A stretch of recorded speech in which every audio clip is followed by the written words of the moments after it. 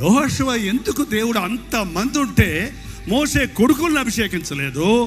మోషేకి అన్నున్నాడు, అతన్ని అభిషేకించలేదు. మోషే పోతే ఇంకా చాలా మంది ఉన్నారు, కానీ యెహోషువని ఎందుకు కోరుకున్నాడు? ఎందుకు కోరుకున్నాడు యెహోషువని? ఎంతమందికి తెలుసండి?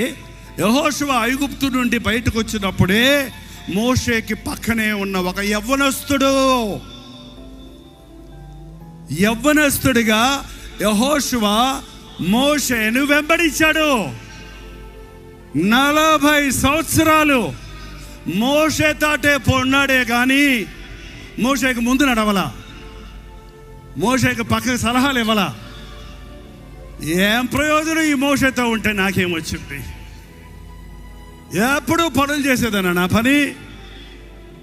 మోషే కొండ మీద కూర్చొని దేవుడు చెప్పిన మాటలు, తోలు వీళ్ళ మీద 10 ఆజ్ఞలు, ఆది కాండము, నిర్గమ కాండము, లేవియా కాండము, సంఖ్యా కాండము, ద్వితీయోపదేశ కాండాలను రాసినప్పుడు ఆ చుట్టలు ఇంతలా పెద్ద కట్టలు అవుతాయి. అవన్నీ మోసుకొని మోషేకి పరిచారకుడిగా ఉన్నాడు. మోషే కొండ మీద ప్రార్థిస్తుంటే మోషే యెహోషువ కింద కూర్చొని ప్రార్థన చేస్తున్నాడు. కొండకి దిగువన చూశాడు దేవుడు. నమ్మకస్తుడు, భారము కలిగిన వ్యక్తి. యవ్వనస్తులు కష్టపడండి, స్టేజ్ ఎక్కడానికి కాదండి. నా జీవితంలో నేను స్టేజ్ ఎక్కేటప్పటికి నాకు 30 ఏళ్ళు దాటిపోయినాయి.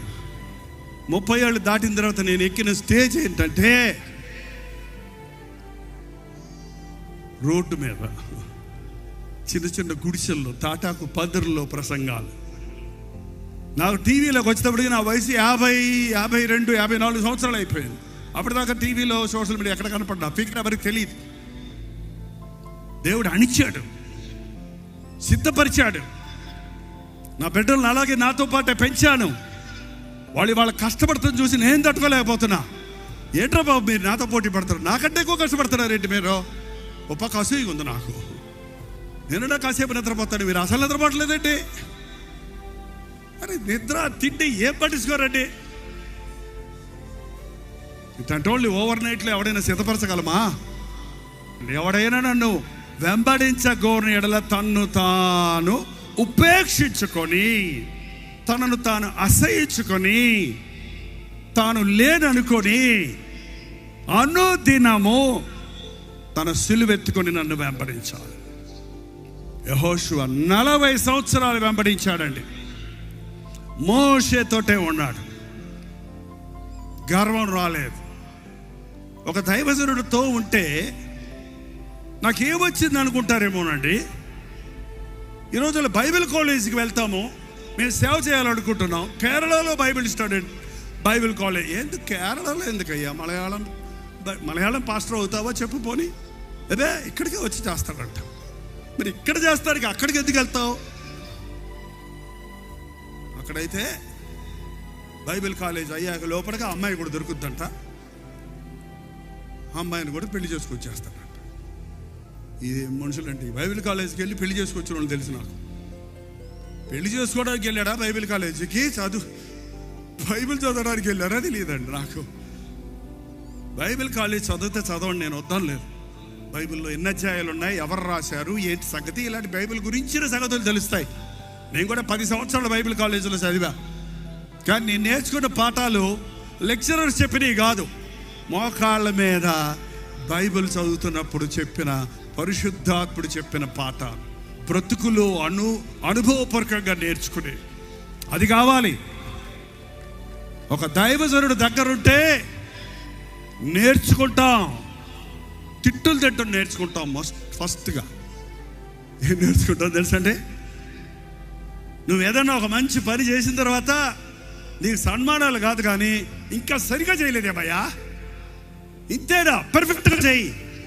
నేను ఎంత చేసినా అంతే. కష్టపడకుండా ఆశీర్వాదం లేదంట. నమ్మకత్వం లేకుండా దేవుడు నీకు ఆ గొప్ప వాటిని అప్పచెప్పలేడు. యెహోషువ కష్టపడ్డాడు, మోషేతో పాటే ఉన్నాడు. మోషే తదనంతరం అంటున్నాడు, నేను మోషేకు తోడైనట్టు నీకుంటాను, నీ ఎదుట ఎవడు నిలబడలేడు, ఏ మనుషుడు నీ ముందు నిలబడలేడు. ఎవడు చేయగలడు అలాగా?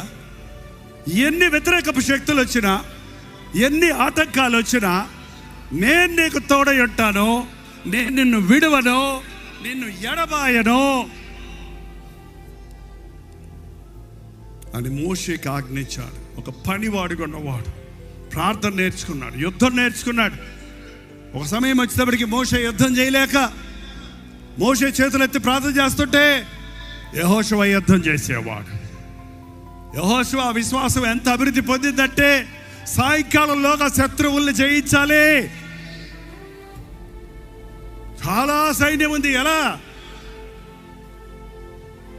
ఏం చేశాడంటే, సూర్యుడా ఆగు, చంద్రుడా ఆగు, మా యుద్ధమయ్యేదాకా మీరు కాదలొద్దు. వా, తెలుసా మీకు? తెలీదా? ఏంటంటే ప్రార్థన ద్వారా సృష్టిని శాసించగలిగిన శక్తి. ఎంత గొప్పవాడు, ఎంత గొప్పవాడయ్యాడండి యెహోషువ. ఈ రాత్రి ఈ సభలో నుండి యెహోషువాలు లేచుదురుగాక. దేవుడు సిద్ధపరచకుండా ఒక వ్యక్తిని పైకి హెచ్చించడు. సిద్ధపడే సమయంలో ఎగరకండి. తగిన సమయమందు ఆయన మిమ్మల్ని హెచ్చించినట్లు ఆయన బలిష్టమైన హస్తము కింద అణిగి ఉండండి.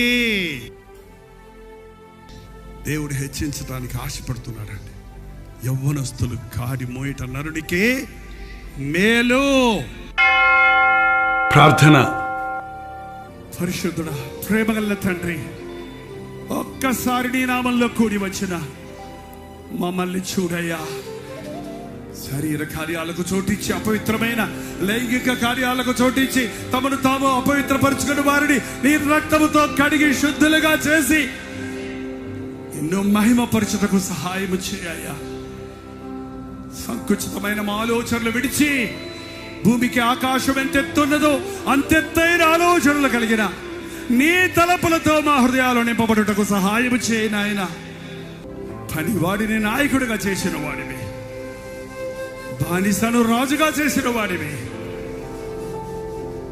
ఉన్నతమైన తలపులు మా ఒక్కొక్కరి పట్ల నీవు కలిగి ఉన్నావు గనుక క్రీస్తులో మమ్మల్ని పరిపూర్ణులుగా చేసి స్థిరపరిచి బలపరిచి నిన్ను మహిమపరచుటకు సహాయం చేయమని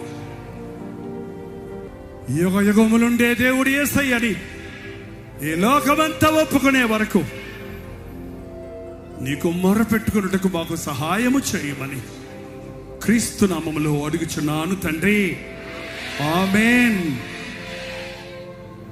మన తండ్రి అయిన దేవుని యొక్క మహిమయు, కుమారుడైన క్రీస్తు యొక్క కృపయు, ఆదరణకర్త అయిన పరిశుద్ధాత్మ యొక్క సహవాసము